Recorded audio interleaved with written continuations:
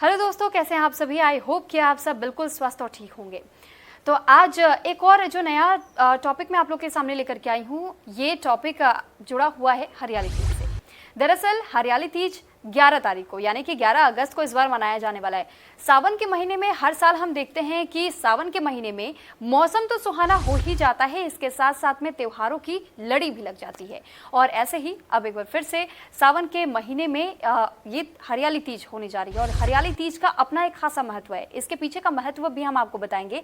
दरअसल इससे जुड़ी हुई एक पौराणिक कथा है। पौराणिक कथा भगवान शिव और पार्वती से जुड़ी हुई है। ये कहा जाता है कि सावन के महीने में भगवान शिव और पार्वती का पुनर्मिलन हुआ था।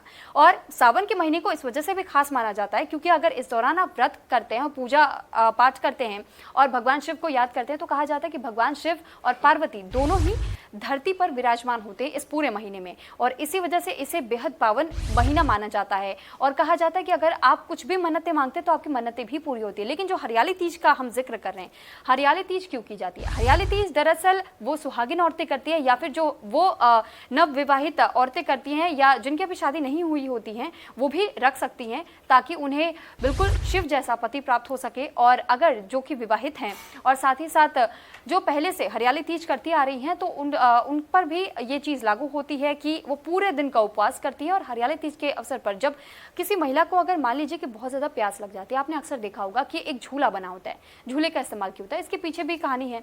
कही जाती है कि आप उस झूले पर बैठेंगे, उस झूले पर झूलने के बाद से थोड़ी देर झूल करके आप एक गिलास पानी पी सकते हैं, वो माफ़ होता है, आपके व्रत का उल्लंघन नहीं माना जाता।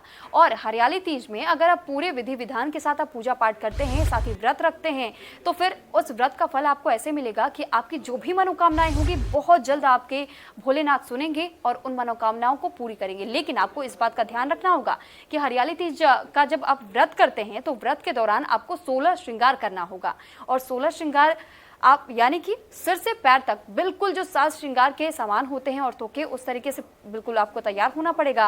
और साथ ही आपको हरे रंग का ही वस्त्र धारण करना होगा। हरे रंग का वस्त्र धारण करने के साथ हरे रंग की चूड़ियाँ और मेहंदी भी आपको लगाना होगा। और बाकी जो भी साज श्रृंगार की चीज़ें होती हैं आपको वो भी धारण करके एक पूजा की थाल तैयार करनी होगी। पूजा की थाल में भी आपको ये ध्यान रखना होगा कि माता पार्वती के लिए भी आप साज श्रृंगार के सामान उसमें रखें और भगवान शिव और पार्वती की पूजा करें और आपकी जो भी इच्छाएं हैं आप उनके सामने प्रकट करें। आपकी इच्छाएं जल्द ही पूरी हो जाएंगी। अगर आपको ये वीडियो अच्छा लगा तो इसे लाइक और शेयर जरूर करें। साथ ही आप अपना ख्याल जरूर रखिएगा। डाउनलोड मौज।